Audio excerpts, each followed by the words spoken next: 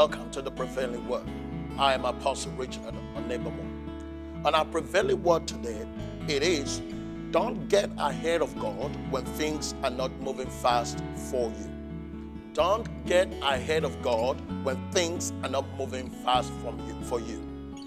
Let us go to our scriptural text today that is taken from the book of Exodus chapter 2, verses 11 through to 15. Exodus chapter 2, verses 11 through to 15. Now it came to pass in those days when Moses was grown that he went out to his brethren and looked at their bodies. And he saw an Egyptian beating a Hebrew, one of his brethren. So he looked this way and that way. And when he saw no one, he killed the Egyptian and hid him in the sand. And when he went out the second day, behold, two Hebrew men were fighting, and he said to the one, who did the wrong? Why are you striking your companion? Then he said, who made you a prince and a judge over us? Do you intend to kill me as you killed the Egyptians? Now I want you to look at this story. It's a story that most of us were familiar with. This is Moses in the land of Egypt, now in the house of Pharaoh. But Moses, there was something burning on the inside of him. It has been declared that he's going to be a deliverer.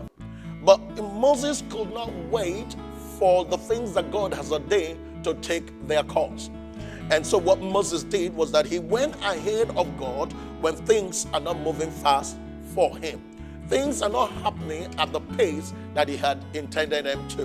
And now this is a situation that most of us will find ourselves. That sometimes we tend to get ahead of God because things are not moving as fast as we want.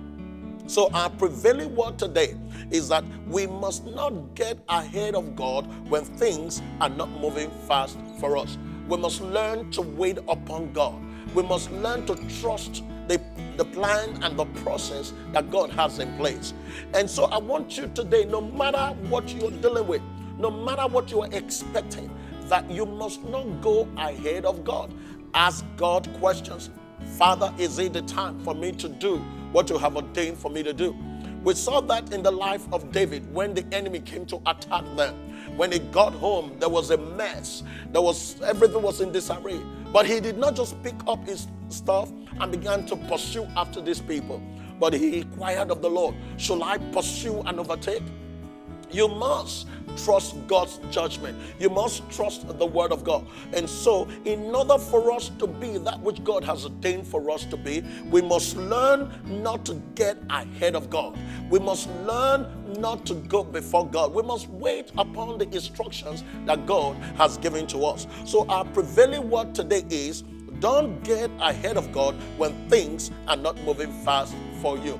I can imagine that there are some projects that you have. I can imagine that you have set some goals and objectives for your life. But things seem not to be moving at the pace that you have intended. Now we're getting to the end of this year, and you're saying to yourself, the year is coming to an end, and I have not achieved my objectives. I have not done what I have set out to do. But not knowing that God has a plan. God has a process in place. But because things are not happening at the pace that you had anticipated, now you are trying to get ahead of God. Now I must tell you tonight that if you try to get ahead of God, you're going to have some problems. There will be some issues and there will be some setbacks. In the life of Moses, you saw that Moses ran away from the country. He ran away from Egypt and dwelt in the land, dwelt in the wilderness, where God had to meet him to make him understand that he had a process, he had a plan. And so my brother, you don't have to go through what Moses went through. You must learn. You must learn not to go ahead of God when things are not moving fast for you. Well, I have come to the end of our prevailing word today. Until our next episode, I want you to stay blessed.